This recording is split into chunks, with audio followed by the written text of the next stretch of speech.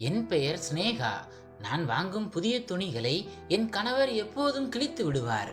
பிறகு என்னிடம் வந்து இந்த துணிகளை அணிந்து கொண்டு என் அம்மாவோடு வெளியே சென்று சிறிது நேரத்தில் திரும்பி வந்துவிடு என்று பாவம் போல கெஞ்சுவார். ஆனால் என் மாமியார் என்னை எங்கே அழைத்து செல்கிறார் என்பது எனக்கு தெரியாது. ஒரு நாள் என் கணவர் சொன்னதை நான் கேட்டுக்கொண்டு கிளம்ப தயாரானேன். ஆனால் என் மாமியார் என்னை அழைத்து செல்லும் போது என் கண்களை துணியால் கட்டிக்கொள்வார். கண்களை திறக்கக்கூடாது, இந்த கட்டை அவிழ்க்க கூடாது, மீறினால் உன் கணவர் உனக்கு விவாகரத்து கொடுத்து வீட்டை விட்டு துரத்தி விடுவார் என்று கடுமையாக எச்சரிப்பார். என் கணவரை நான் மிகவும் நேசித்ததால் என் கணவர் மற்றும் என் மாமியார் சொன்னதையெல்லாம் கேட்டுக்கொண்டேன். ஒவ்வொரு நாளும் என் மாமியாரும் கணவரும் என் கண்களை கட்டி கிழிந்த ஆடையை அணிய வைத்து என்னை ஏதோ ஒரு தெரியாத இடத்திற்கு அழைத்து செல்வார்கள். அங்கே நிறைய சத்தங்கள் கேட்கும். ஒரு நாள் என் கணவருக்கு தெரியாமல் என் கண்களில் கட்டியிருந்த துணியில் சிறிய ஓட்டைகளை போட்டேன். அன்று அந்த துணியை கட்டிக்கொண்டு என் மாமியாரோடு கிளம்பினேன். அந்த மர்ம இடத்திற்கு சென்றவுடன் என் கண்முன்னே நடந்த காட்சியை பார்த்து என் காலடியில் இருந்த பூமி அதிர்ந்தது. அமித்துக்கும் எனக்கும் திருமணம் முடிந்து 2 மாதங்கள் தான் ஆகின்றன. எங்கள் வாழ்க்கை மிகவும் நன்றாக சென்று கொண்டிருந்தது. அமித்தின் விருப்பப்படியே திருமணம் நடந்தது. ஆனால் அமித் என்னை திருமணம் செய்ய விரும்பவில்லை. ஏன் அவன் என்னை விரும்பவில்லை என்பது எனக்கு புரியவில்லை. அமித் என் வகுப்பு தோழன். எங்களுக்கு ஒருவரை ஒருவர் மிகவும் பிடிக்கும். அவனுக்கு என்னை மிகவும் பிடிக்கும் என்று தெரியும். எனவே அவன் என்னை திருமணம் செய்ய விரும்புவான் என்று நினைத்தேன். ஆனால் அமித் ஒருபோதும் என்னிடம் காதலை சொல்லவில்லை. நான் உன்னை விரும்புகிறேன், நீ எனக்கு நல்ல தோழி, ஆனால் உன்னை என்னால் திருமணம் செய்ய முடியாது என்று மட்டுமே சொல்லுவான். அவன் ஏன் அப்படி சொல்கிறான் என்று அப்போது எனக்கு புரியவில்லை. நான் அவனை காதலிக்க தொடங்கிவிட்டேன். அமித் மீது எனக்கு நிறைய உணர்வுகள் இருந்தன. ஒரு நாள் வீட்டிற்கு வந்தபோது என்னை பெண் பார்க்க வேறு ஒரு குடும்பத்தினர் வந்திருப்பதை அறிந்தேன். எனக்கு அதிர்ச்சியாக இருந்தது. ஏனென்றால் அந்த நபரை நான் திருமணம் செய்ய விரும்பவில்லை. என் காதல் அமித்திடம் மட்டுமே இருந்தது. அவர்கள் சென்றவுடன் அமித்திற்கு போன் செய்து எல்லாவற்றையும் சொன்னேன். அமித் இதில் கவலைப்பட என்ன இருக்கிறது? உன் பெற்றோரின் சொல்படி திருமணம் செய்து கொள், அவர்கள் உனக்கு நல்லதுதான் செய்வார்கள் என்றான். நான் அமித்திடம் என் நல்லது கெட்டது எல்லாம் உன்னோடுதான் இருக்கிறது, என்னை திருமணம் செய்கிறாயா இல்லையா என்று சொல், இல்லை என்றால் நான் தற்கொலை செய்து கொள்வேன் என்றேன். நான் அமித்தின் மீது பைத்தியமாக இருந்தேன். என் பேச்சை கேட்டு அமித் பயந்து விட்டான். நீ எந்த தவறான முடிவும் எடுக்காதே, இன்று வீட்டிற்கு சென்று அம்மாவிடம் பேசுகிறேன் என்றான். நான் அவனிடம் இன்று இரவு வரைதான் உனக்கு நேரம் இருக்கிறது, என் பெற்றோர் அந்த வரன்களுக்கு பதில் சொல்ல வேண்டும், எனக்கு உன்னிடமிருந்து ஆம் என்ற பதில் மட்டுமே வேண்டும், நீ மறுத்தால் என் மரணத்திற்கு நீதான் பொறுப்பு என்றேன். என் பேச்சை கேட்டு அமித் கலங்கி போனான். கவலைப்படாதே, நான் இரவு உனக்கு போன் செய்கிறேன் என்றான். நான் அமித்தின் போனுக்காக காத்து கொண்டிருந்தேன். அமித்திடமிருந்து ஆம் என்ற பதில் வர வேண்டும் என்று கடவுளிடம் வேண்டிக் கொண்டேன். அமித்தின் போனுக்காக காத்திருந்து இரவு 12 மணி ஆகிவிட்டது. ஆனால் அவன் அழைக்கவில்லை. வழக்கமாக அவன் 11 மணிக்கே தூங்கி விடுவான். எனக்கு மிகவும் பதட்டமாக இருந்தது. கடைசியில் இரவு 1 மணிக்கு நானே அவனுக்கு போன் செய்தேன். அவன் போனை எடுத்தான். நீ எங்கே இருக்கிறாய், ஏன் எனக்கு போன் செய்யவில்லை என்று கேட்டேன். அவன் குரல் மிகவும் நடுங்கிக் கொண்டிருந்தது. என்னை மன்னித்து விடு சினேகா, என் அம்மா நம் திருமணத்திற்கு ஒப்புக்கொள்ளவில்லை என்றான். ஏன் உன் அம்மா ஒப்புக்கொள்ளவில்லை? என்னிடம் என்ன குறை இருக்கிறது? நான் அழகாகத்தானே இருக்கிறேன் என்று கேட்டேன். அதற்கு அமித் அம்மா ஒப்புக்கொள்ளவில்லை, அவ்வளவுதான் என்றான். காதல் வெறி என் தலைக்கு ஏறி இருந்ததால் கோபத்தில் போனை துண்டித்துவிட்டு இனி நான் என்ன செய்கிறேன் என்று பார் என்று கூறிவிட்டு என் கையில் இருந்த நரம்பை அறுத்து கொண்டேன். மறுநாள் கண் விழித்த போது நான் மருத்துவமனையில் இருந்தேன். அமித்துக்கு எப்படி இது தெரிந்தது என்று எனக்கு தெரியவில்லை. நான் கண் விழித்த போது என் முன்னால் அமித்தும் அவனது அம்மாவும் இருந்தனர்.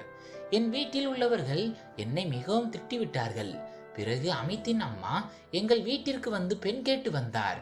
நான் என் திட்டத்தில் வெற்றி பெற்றேன். இரு குடும்பத்தாரும் சேர்ந்து எங்கள் திருமணத்தை நடத்தி வைத்தனர். அமித்துடன் திருமணம் முடிந்து 1 மாதம் கடந்த நிலையில் திடீரென வெயில் அதிகரிக்க தொடங்கியது. அனைவரும் கோடைக்கால ஆடைகள் எடுக்க தொடங்கினர். என் புகுந்த வீட்டில் என் மாமியார் மற்றும் 2 நாத்தனார்கள் இருந்தனர். என் பெற்றோர் ஏழ்மையானவர்கள், அதனால் அவர்கள் சாதாரணமான முறையில் என் திருமணத்தை நடத்தி வைத்தனர். அமித்தும் சாதாரண குடும்பத்தை சேர்ந்தவன் தான். அமித்தின் அம்மா ஏன் முதலில் எங்கள் திருமணத்திற்கு மறுத்தார் என்பது எனக்கு இன்றும் தெரியவில்லை. நானும் மீண்டும் அதை பற்றி கேட்க முயற்சிக்கவில்லை. என் கணவர் வீட்டில் சம்பாதிப்பவர் அவர் மட்டுமே.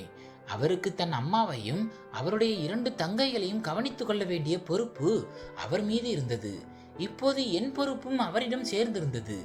என் மூத்த நாத்தனாரான ஆஷாவிற்கு திருமணம் நிச்சயம் செய்யப்பட்டு நிச்சயதார்த்தமும் முடிந்துவிட்டது. இன்னும் ஓராண்டு கழித்துதான் திருமணம். அதனாலோ என்னவோ அவளது நடத்தை மற்ற நாத்தனாரை போல இல்லாமல் என்னிடம் மிகவும் கனிவாக இருந்தது. அவள் என்னை மிகவும் மதிப்பாள். அவளுக்கும் எனக்கும் நல்ல தோழமை மலர்ந்திருந்தது. ஆனால் அவளை என்னால் அமித்தின் இடத்திற்கு மாற்ற முடியாதல்லவா? என் கணவர் எனக்கு ஷாப்பிங் செய்ய சிறிது பணம் கொடுத்து அவர் தங்கையுடன் செல்ல சொன்னார். ஆனால் நான் அமித்திடம் அடம்பிடித்தேன். நீதான் என்னை அழைத்து செல்ல வேண்டும், உன்னுடன் தான் வருவேன் என்றேன். அவன் என் பேச்சை கேட்டு சிரித்துவிட்டு, புரிந்து கொள்ள முயற்சி செய். பெண்களுக்கு என்னென்ன துணிகள் பிடிக்கும் என்பது எனக்கு தெரியாது. அங்கே என்னிடம் நீ ஆலோசனை கேட்டால் நான் என்ன சொல்வேன்? ஆஷாவை அழைத்து செல், அவளுக்கு நல்ல ரசனை இருக்கிறது, அவளுடன் உனக்கு நல்ல நட்பும் இருக்கிறது என்றார். அமித் சொன்னது சரிதான் என்று எனக்கு பட்டது. எனவே அவர் சொன்னதை ஏற்றுக்கொண்டேன். ஆனால் அன்று இரவு அவர் என்னை வெளியே அழைத்து சென்று இரவு உணவு வாங்கி கொடுக்க வேண்டும் என்று வாக்குறுதி வாங்க நான் மறக்கவில்லை. அமித் அதற்கு சம்மதித்தார். ஆனால் அவர் முகத்தில் ஏதோ ஒரு தயக்கம் தெரிந்தது. நான் அதை பற்றி கேட்கவில்லை. ஏனெனில் எனக்கு ஷாப்பிங் செல்ல வேண்டும் என்ற ஆர்வம் இருந்தது. ஆஷாவை அழைத்து கொண்டு கடைவீதிக்கு சென்றேன். என் கணவர் சுடிதார் எடுக்க பணம் கொடுத்திருந்தார். நான் 2 துணிகளை தேர்ந்தெடுத்தேன். என் நாத்தனாருக்கு பிடிக்குமே என்று அவளுக்கு வளையல்கள் வாங்கி கொடுத்தேன். அதை பெற்றுக்கொண்டு அவள் மிகவும் மகிழ்ச்சி அடைந்தாள். என்னிடம் மீதி பணம் இல்லாததால் அவளுக்கு துணிகள் வாங்கி கொடுக்க முடியவில்லையே என்று வருத்தப்பட்டேன். ஆனால் அவள், அண்ணி, நீங்கள் தான் உலகத்திலேயே சிறந்த அண்ணி என்று என்னிடம் கூறினாள். அதை கேட்டு நான் மகிழ்ச்சி அடைந்தேன். என் புகுந்த வீட்டில் என் இடத்தை பலப்படுத்திக் கொள்ள விரும்பினேன். என் கணவர் படித்தவர், மிகவும் புத்திசாலி. அவருடைய அந்த திறமையை பார்த்தே நான் அவர் மீது காதல் கொண்டேன். அவருக்கு என் மீது அளவற்ற அன்பு இருந்தது. அமித்தின் அன்பில் மூழ்கி என்னை பிரிந்து இருக்க முடியாத அளவுக்கு நான் நேசிக்க வேண்டும் என்று நினைத்தேன். வீட்டிற்கு திரும்பியதும் நான் வாங்கிய துணிகளை பெருமையுடன் என் கணவரிடம் காட்டினேன். அவருக்கு அவை மிகவும் பிடித்து போயின. அவருடைய முகத்தை பார்த்தபோது என் எல்லா கஷ்டங்களும் பலன் தந்துவிட்டதாக உணர்ந்தேன். என் கணவர் அறைக்குள் வந்தார். நானும் அவர் பின்னாடியே சென்றேன். வாங்கிய துணிகளில் ஒன்றை அணிந்து கொண்டு அழகாக தயாரானேன். பிறகு என் கணவரிடம் கிளம்பலாமா என்றேன். அவர் அதிர்ச்சியுடன் எங்கே கிளம்ப வேண்டும் என்று கேட்டார். நீங்கள் மறந்துவிட்டீர்களா? இன்று இரவு நாம் வெளியேதான் சாப்பிட வேண்டும் என்று வாக்குறுதி அளித்தீர்களே என்றேன். ஓ ஆமாம், ஞாபகம் வந்துவிட்டது. அரை மணி நேரத்தில் கிளம்புவோம். நான் வெளியே போய்விட்டு வருகிறேன் என்றார். அரை மணி நேரம் என்று சொல்லிவிட்டு அவர் எங்கே போனார் என்று தெரியவில்லை. அரை மணி நேரம் அல்ல, 2.5 மணி நேரம் கழித்துதான் வீட்டிற்கு வந்தார். மணி இரவு 9 ஆகிவிட்டது. பிறகு நாங்கள் இருவரும் சேர்ந்து ஒரு நல்ல ஹோட்டலுக்கு சென்று சாப்பிட்டோம். சாப்பிட்டு முடித்த பிறகு ஐஸ்கிரீம் சாப்பிட்டோம். நன்றாக பொழுதை கழித்தோம். என் கணவர் ஏழையாக இருந்தாலும் என் ஆசைகளை நிறைவேற்றுவார். இரவு 12 மணிக்குள் வீட்டிற்கு திரும்பி விட்டோம். நான் அணிந்திருந்த புது உடைகளை களைந்துவிட்டு பழைய உடைகளை அணிந்து கொண்டேன். ஆனால் மறுநாள் நான் குளியலறைக்கு துணிகளை எடுக்க சென்றபோது என் காலடியில் பூமி நின்றது. நான் நேற்று வாங்கி வந்த புதிய உடைகள் அனைத்தும் கத்திரிக்கோளால் வெட்டப்பட்டிருந்தன. எல்லா இடங்களிலும் துளைகள் இருந்தன. அதை பார்த்து என் கண்கள் விரிந்தன. அடுத்த சுடிதாரையும் பார்த்தேன். அதுவும் அதே போல் வெட்டப்பட்டிருந்தது. நான் என் கணவரிடம், என் துணிகள் உங்களுக்கு பிடிக்கவில்லை என்றால் சொல்லி இருக்கலாம், நான் மாற்றியிருப்பேன், எதற்காக இப்படி செய்தீர்கள் என்று கேட்டேன். அமித் தான் இதை செய்திருப்பான் என்று நினைத்தேன். பீரோவில் இருந்த என் மற்ற துணிகளும் ஆங்காங்கே வெட்டப்பட்டிருந்தன. என்னிடம் இப்போது அணிவதற்கு நான் அணிந்திருந்த இந்த ஒரு உடை மட்டுமே இருந்தது. என் கணவரின் இந்த செயலை என்னால் ஜீரணிக்க முடியவில்லை. தலையில் கை வைத்து அழுது கொண்டே அமர்ந்து விட்டேன். என்ன செய்வதென்று தெரியவில்லை. என் கணவர் எதுவும் பேசாமல் அமைதியாக நின்றிருந்தார். நான் உடனே என் மாமியாரின் அறைக்கு சென்று வெட்டப்பட்ட துணிகளை காட்டினேன். என் மாமியார், உன் துணிகளை நான் தான் இப்படி வெட்டினேன் என்றார். இதை கேட்டு நான் அதிர்ச்சியில் உறைந்து போனேன். மேலும் அவர், இன்று இரவு இந்த உடைகளை அணிந்து தயாராக இரு, நாம் ஓர் இடத்திற்கு செல்ல வேண்டும் என்றார். எனக்கு ஒன்றும் புரியவில்லை. இந்த துணிகளை அணிந்து கொண்டு எங்கே செல்வேன்? இவை அணிவதற்கு லாய்க்கற்றவை. ஏன் இப்படி செய்தீர்கள்? வேறு துணி எதுவும் என்னிடம் இல்லையே என்று கதறினேன். அதற்கு என் மாமியார், நான் இப்போது பிஸியாக இருக்கிறேன், இதை பற்றி பிறகு பேசலாம் என்று கூறிவிட்டார். அழுது கொண்டே என் அறைக்கு திரும்பினேன். நான் அறைக்கு வந்தபோது என் கணவர் அங்கே இல்லை. அவர் வீட்டை விட்டு வெளியே சென்று விட்டார். இந்த வீட்டில் என்ன நடக்கிறது என்று எனக்கு புரியவே இல்லை. நாள் முழுவதும் என் உடைகளை பற்றிய கவலையிலும் அழுகையிலுமே கழிந்தது. கவலையினால் நான் சாப்பிடவும் இல்லை. என் கணவரும் மதிய உணவை சாப்பிடவில்லை. அவர் வீட்டிலிருந்து சென்றவர் திரும்பி வரவில்லை. மாலை நேரம் வந்தது. என் மாமியார் அவசரமாக அறைக்குள் வந்து, மருமகளே, இந்த துணிகளை போட்டுக்கொள், சீக்கிரம் கிளம்பு, நாம் ஒரு இடத்திற்கு போக வேண்டும் என்று காலையிலேயே சொன்னனே என்றார். நான் என் மாமியாரிடம், நீங்கள் என்னிடம் விளையாடுகிறீர்களா? கிழிந்து போன இந்த துணிகளை அணிந்து கொண்டு நான் எங்கே செல்வேன்? என்னால் இப்படி உடை அணிய முடியாது என்றேன். அவர் உடனே அந்த வெட்டப்பட்ட சுடிதாரை என் கையில் திணித்து, சீக்கிரம் அணிந்து கொள், நான் சொல்வதை செய் என்றார். என் மாமியாரின் முகத்தையே பார்த்து கொண்டிருந்தேன். அவர் பேசுவதை என்னால் நம்பவே முடியவில்லை. மிகுந்த வேதனையுடனும் ஆச்சரியத்துடனும், அத்தை, நான் எப்படி இப்படி உடை அணிவேன் என்று கேட்டேன். அவர் திடீரென்று கோபமடைந்து, உனக்கு ஒரு விஷயம் சொன்னால் புரியாதா? நான் சொல்வதை செய். உனக்காக வெளியே காத்து கொண்டிருக்கிறேன்.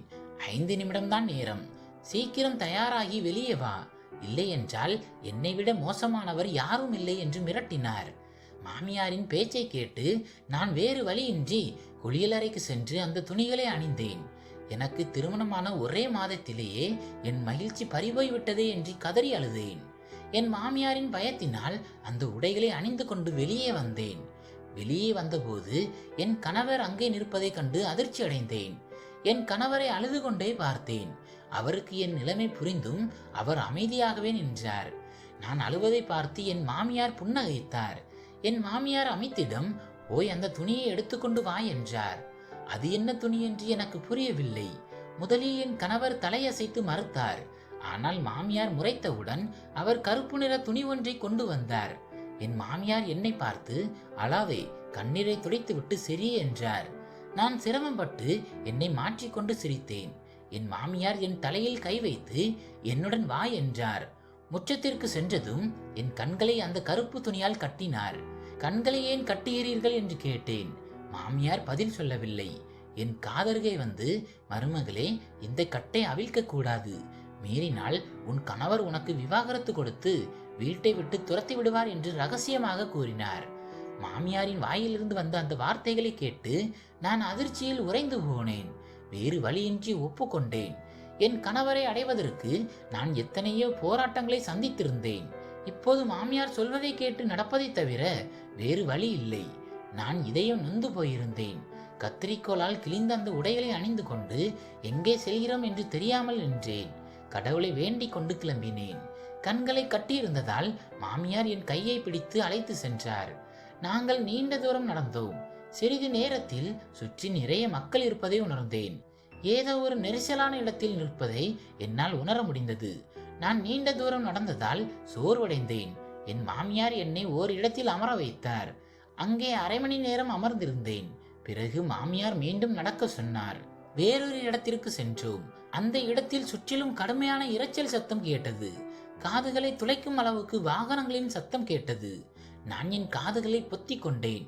என் மாமியார் பேசக்கூடாது என்று சொல்லி இருந்ததால் நான் அமைதியாகவே இருந்தேன். இங்கேயும் என் மாமியார் என்னை தரையில் அமர சொன்னார். நானும் அமர்ந்தேன். வாகனங்களின் சத்தத்தை கேட்டு ஏதோ ஒரு திறந்தவெளி சாலையில் என்னை அமர வைத்திருக்கிறார் என்று புரிந்து கொண்டேன். என்னை சுற்றி என்ன நடக்கிறது என்று தெரியவில்லை. ஆனால் எது நடந்தாலும் அது நல்லதாகவே தெரியவில்லை. வேறு வழியின்றி அந்த சூழலில் ஒத்து போனேன். 1 அல்லது 2 மணி நேரம் அங்கே செலவிட்ட பிறகு நாங்கள் கிளம்பினோம். நான் வந்த வழியை அடையாளம் காண முயன்றேன். ஆனால் முடியவில்லை. அது ஏதோ ஒரு சாலை என்பது மட்டும் உறுதி. வீட்டிற்கு வந்ததும் மாமியார் என் கண்கள் கட்டப்பட்டிருந்த துணியை அவிழ்த்துவிட்டு அறைக்கு செல்ல சொன்னார். அறைக்கு சென்றபோது அமித் தலையை குனிந்தபடி கட்டிலில் அமர்ந்திருந்தான். நான் மிகவும் சோர்வாக இருந்ததால் எதுவும் பேசாமல் படுத்துக்கொண்டேன். அவனிடம் எனக்கு மிகுந்த கோபம் இருந்தது. என்னை பார்த்ததும் அவன் என் கால்களை அழுத்திவிட தொடங்கினான். எனக்கு கால்கள் வலிக்கவே நான் அதை தடுக்கவில்லை. நான் பேசாமல் இருப்பதை பார்த்த அமித், ஸ்னேகா, இன்று நடந்ததற்கு நான் மிகவும் வருந்துகிறேன். நாளை உன்னை ஷாப்பிங்கிற்கு அழைத்து செல்கிறேன்.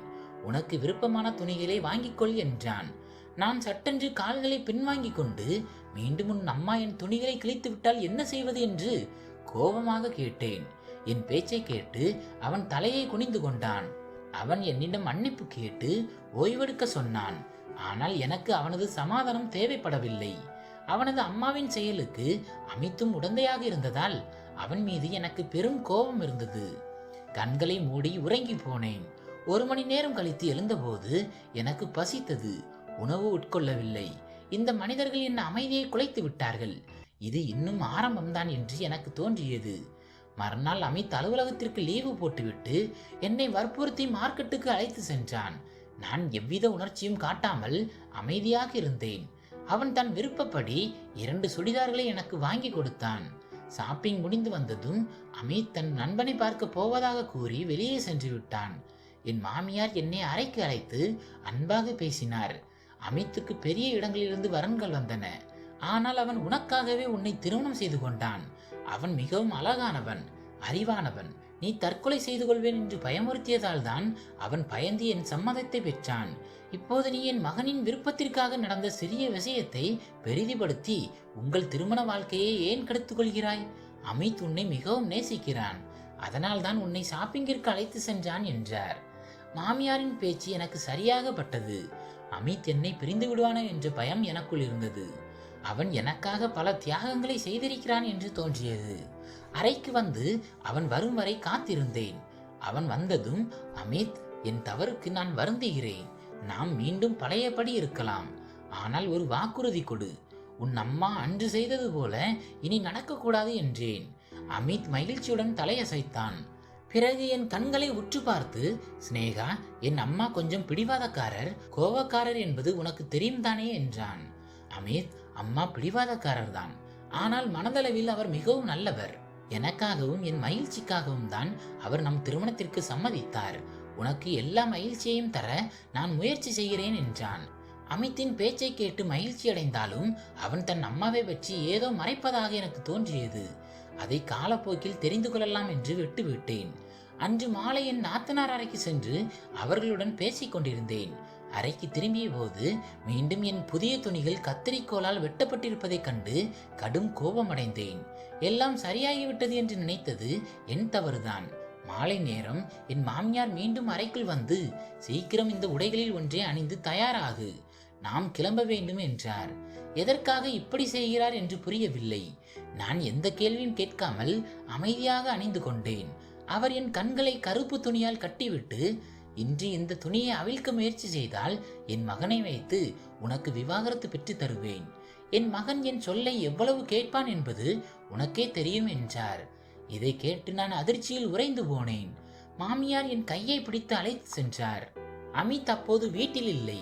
நேற்று போலவே இன்றும் நீண்ட தூரம் நடக்க வேண்டியிருந்தது. என் கால்கள் வலிக்க தொடங்கின. நான் அழுது கொண்டே அவர் சொன்னதை கேட்டு நடந்தேன். அமித்தை மனமுடித்தது என் வாழ்வின் மிகப்பெரிய தவறு என்று அப்போது உணர்ந்தேன்.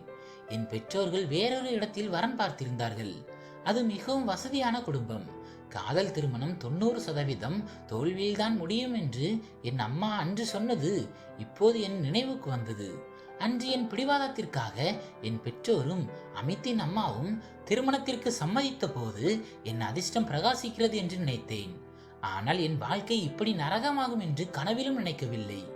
அன்று போலவே இன்றும் அதே சத்தமும் வாகனங்களின் இரைச்சலும் நிறைந்த இடத்திற்கு என்னை அழைத்து சென்றார். 2-3 மணி நேரம் என்னை அங்கேயும் இங்கேயும் நடக்க வைத்தார். எங்கும் பேசக்கூடாது என்று கடுமையாக எச்சரித்திருந்தார். வீட்டிற்கு வந்ததும் அமித் என் கால்களை அழித்துவிட வந்தான். ஆனால் எனக்கு எந்த நிம்மதியும் இல்லை. அமித்திடம், உன் அம்மா ஏன் இப்படி செய்கிறார் என்று கேட்டேன். அவன் வழக்கம் போல அமைதியாக இருந்தான். உண்மையை நானே கண்டுபிடிக்க வேண்டும் என்று அன்று இரவு முழுவதும் திட்டமிட்டேன். மறுநாள் அமித் ஷாப்பிங் அழைத்து செல்வதாக கூறினான். ஆனால் நான் மறுத்துவிட்டேன். மாமியாரிடம், அத்தை, இன்று மாலை எத்தனை மணிக்கு கிளம்ப வேண்டும் என்று கேட்டேன். அவர் புன்னகையுடன் மாலை 5 மணிக்கு தயாராக இரு என்றார். அமித்திடம் பேசுவதை நான் நிறுத்திவிட்டேன். ஏனெனில் அவன் எதையும் என்னிடம் வெளிப்படையாக சொல்வதில்லை. வீட்டில் இருந்த 2 நாத்தனாரும் எதையும் அறியாமல் இருந்தனர். ஏனெனில் என் மாமியார் அவர்களை அறைக்குள்ளேயே வைத்திருந்தார். மதியம் அமித் வந்து ஷாப்பிங் போகலாம் வா என்றான். நான் உடல்நிலை சரியில்லை என்று பொய் சொல்லி தவிர்த்து விட்டேன். மாலை 5 மணி ஆனது. நான் அந்த கிழிந்த உடைகளில் ஒன்றை அணிந்து தயாரானேன். அப்போது அமித் தன் அம்மாவிடம், அம்மா, ப்ளீஸ் சினேகாவை இப்படி அலைய விடாதீர்கள். அவளுக்கு உடல்நிலை சரியில்லை என்று கெஞ்சுவதை கேட்டேன். ஆனால் என் மாமியார் வழக்கம் போல என் கண்களை கட்ட முயன்றார். நான் அவரிடம், அத்தை, இந்த செருப்பு கால்கள் வலிக்கிறது, வேறொன்று போட்டு வருகிறேன் என்று கூறி அறைக்குள் சென்றேன்.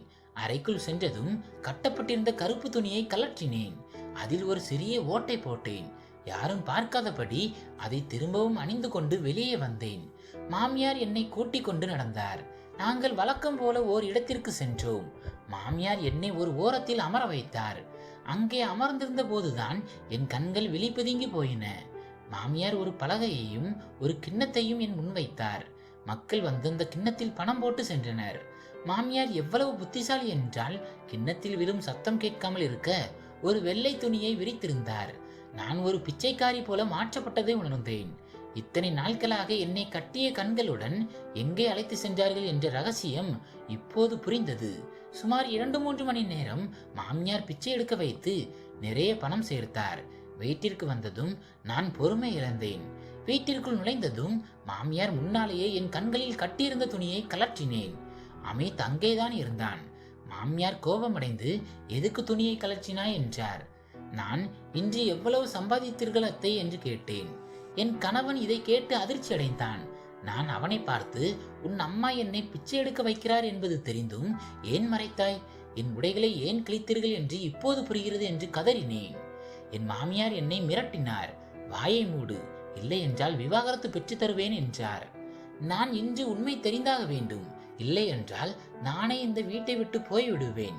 என் பெற்றோர் ஏழைதான், ஆனால் பிச்சை எடுக்க விடமாட்டார்கள் என்றேன்.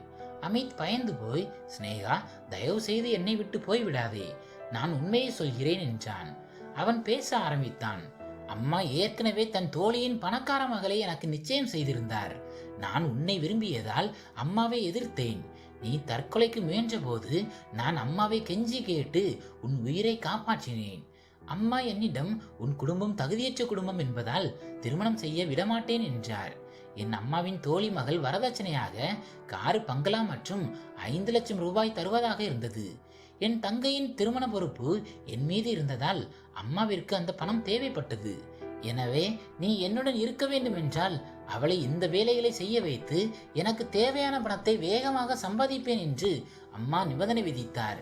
உன்னை பிச்சைக்காரி போல மாற்றி நான் ஊமை மற்றும் குருடி என்று போடு வைத்து பிச்சை எடுக்க வைத்தது அம்மாவின் திட்டம். நீ அடையாளம் தெரியாமல் இருக்கவே உன் கண்களை கட்டினார் என்றார்.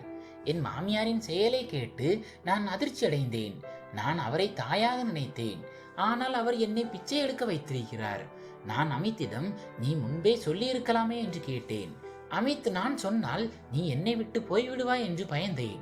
நான் உன்னை நேசிக்கிறேன். என்னால் அம்மாவையும் எதிர்க்க முடியவில்லை. நான் இருவருக்கும் இடையில் சிக்கி தவித்தேன் என்றான். நான் என் மாமியாரை பார்த்து, உங்களுக்கு பெரிய இடத்து பெண் மருமகளாக வர வேண்டும் என்று நினைத்தீர்கள். சரி, உங்கள் விருப்பப்படியே உங்கள் மகனுக்கு பணக்கார பெண்ணை திருமணம் செய்து கொடுங்கள். நான் இந்த வீட்டை விட்டு போகிறேன். ஆனால் ஒன்றை நினைவில் கொள்ளுங்கள், உங்கள் 2 மகள்களுக்கும் இதே கதிதான் வரும். கடவுள் ஒரு நாள் உங்களிடம் கணக்கு கேட்பார் என்றேன். நான் மூட்டை முடிச்சுகளை கட்டி கொண்டு வெளியேற முயன்றேன். என் பேச்சை கேட்டு மாமியார் தன் மகள்களை நினைத்து நடுங்கினார். தன் மகள்களுக்கு இப்படி நடந்தால் என்னவாகும் என்று அவருக்கு தோன்றியது. அவர் என் கையை பிடித்து கொண்டு, மருமகளே, என்னை மன்னித்து விடு. குடும்ப சுமையாலும் என் மகனின் வருமானம் போதாததாலும் தான் இந்த தவறான வழியை தேர்ந்தெடுத்தேன். என்னை மன்னித்து விடு என்று கண்ணீர் விட்டு அழுதார். நான் அவரை தேற்றினேன். நீங்கள் கவலைப்படாதீர்கள். நானும் அமித்தும் கடுமையாக உழைத்து உங்கள் மகள்களின் திருமணத்தை நல்லபடியாக நடத்தி முடிப்போம் என்று உறுதியளித்தேன். சொன்னபடியே நாங்கள் இருவரும் உழைத்தோம். சில ஆண்டுகளில் என் நாத்தனார் இருவரின் திருமணத்தையும் சிறப்பாக முடித்தோம். என் மாமியார் தன் தவறை உணர்ந்து இப்போது என்னை மருமகளாக பார்க்காமல் மகளாகவே நடத்துகிறார். இப்போது எங்கள் வாழ்க்கை மிகவும் மகிழ்ச்சியாக இருக்கிறது. எங்களுக்கு ஒரு அழகான பெண் குழந்தையும் பிறந்திருக்கிறாள். என் மாமியார் அவளுடன் விளையாடுவதை பார்க்கும்போது மிகவும் பெருமையாக இருக்கிறது. என்னால் என் புகுந்த வீட்டை மாற்ற முடிந்தது என்பதை நினைத்து நான் மகிழ்ச்சி அடைகிறேன். நண்பர்களே, இந்த கதை பிடித்திருந்தால் வீடியோவை லைக் மற்றும் ஷேர் செய்யுங்கள். நமது சேனலை சப்ஸ்கிரைப் செய்து கொள்ளுங்கள். நன்றி.